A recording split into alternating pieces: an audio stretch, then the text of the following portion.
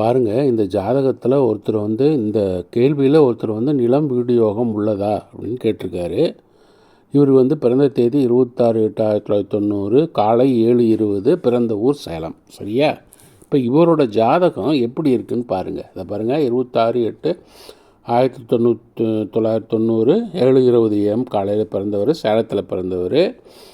இவரோட ஜாதகத்தில் லக்னம் எங்கே இருக்கிறது? சிம்ம லக்கத்தில், சிம்ம ராசியில் இருக்கிறது. சரியா? சிம்ம லக்னம். சரி, ஓகே. இவரோட கேபி ஜோதிட பிரகாரம் பாவகணிதம் என்னன்னு பார்த்தீங்கன்னாக்கா,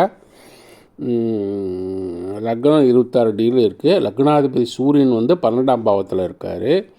லக்னத்திலே புதனும் இருக்கார். ஆனால் புதன் வக்கரம் பெற்று இருக்கார். அச்சா, அடுத்தது 4ஆம் பாகம் என்பது செவ்வாய். சரியா? 4ஆம் பாவம் என்பது செவ்வாய். செவ்வாய் தான் இந்த 4ஆம் பாவம் தான் இவருக்கு வீடை கொடுக்கக்கூடிய கிரகம். அப்புறம் 4லேயே 4ஆம் பாவத்தில் சனி இருக்கிறது. சனியும் வக்கரம் பெற்று இருக்கிறது. 4ஆம் பாவத்தில் சனி இருக்கிறதுனா 5 26 டிகிரியில் இருக்கிறதுனாலையும், 4ஆம் பாவம் 26 53 டிகிரியில் இருக்கிறதுனாலையும், சனி தனுசில் 25 டிகிரியில் இருக்கிறதுனால அது 4ஆம் பாவம் தான் கணக்கிடப்படுகிறது. சரி, இப்போ 4ஆம் பாவத்தின் நின்ற நட்சத்திரம், இது 4ஆம் பாவமான செவ்வாய் எங்கே உட்காந்துருக்காருன்னு பார்த்தீங்கன்னா, ரிஷபத்தில் உட்காந்துருக்காரு. செவ்வாய் 3.35 டிகிரியில் ரிஷபத்தில் இருக்கார். அவர் 9ஆம் பாவத்தில் உட்காந்துருக்காரு. ஸோ அதுவும் நல்லது தான். 9ஆம் பாவன்றது பாக்கியஸ்தானன்றதுனால வீடு கொடுக்கக்கூடிய கிரகம் 9ஆம் பாவத்தில் இருக்கிறது. அடுத்தது 4ஆம் பாவத்தில் இருக்கக்கூடிய சனி சொந்த வீடு 6-7 என்று ஆகிறது. ஆச்சா, 6-7 என்று ஆகிறது. சரி, இப்போது கேபி ஜோதிட பிரகாரம் என்னன்னு பார்ப்போம். இவருக்கு என்னென்னு இருக்குதுன்னு பார்ப்போம். இப்போ பார்த்தீங்கன்னா 4ஆம் பாவம் செவ்வாயின் வீட்டில் இருக்கிறது. அது புதனின் நட்சத்திரத்தில் இருக்கிறது. அச்சா, 4ஆம் பாவம் செவ்வாயின் வீட்டிலும் இருக்குது, புதனோட நட்சத்திரத்தில் இருக்குது. 8ஆம் பாவம் புதனோட நட்சத்திரம் இருக்குது. 12ஆம் பாவம் புதனோட நட்சத்திரம் இருக்குது. ஸோ 4, 8, 12ஆம் பாவங்களை புதன்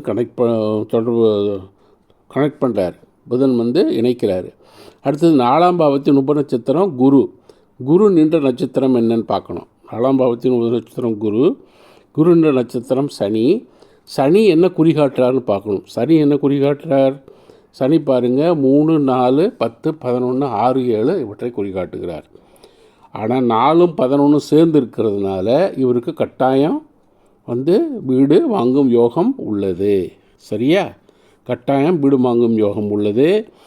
ஆனால் இது சனி இந்த ஜாதகத்தில் வக்கரம் பெற்றிருப்பதாலும், சனி ஒரு மெதுவாக நகரக்கூடிய கிரகம் என்பதாலும் இந்த வாங்கிறது கொஞ்சம் நாட்கள் கடந்து தான் நடக்கும். கொஞ்சம் சில காலங்கள், சில ஆண்டுகள் கழித்து தான் இவருக்கு வாங்கும் யோகம் வரும்.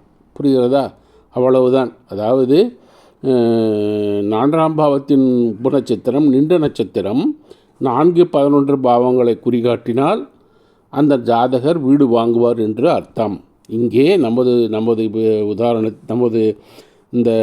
இந்த உதாரண ஜாதகத்தில் 4ஆம் பாவத்தின் உபநட்சத்திரமான குரு நின்ற நட்சத்திரம் சனி என்ன குறிகாட்டுறாரு பார்த்தோம்னாக்கா, சனி குறிகாட்டுவது 3, 4, 10, 6, 7, 10, 11 குறிகாட்டுறதுனால, இதில் 4, 11 இருக்கிறதுனால, 3 இருக்கிறதுனால கொஞ்சம் காலதாமதமாக ஆகும்.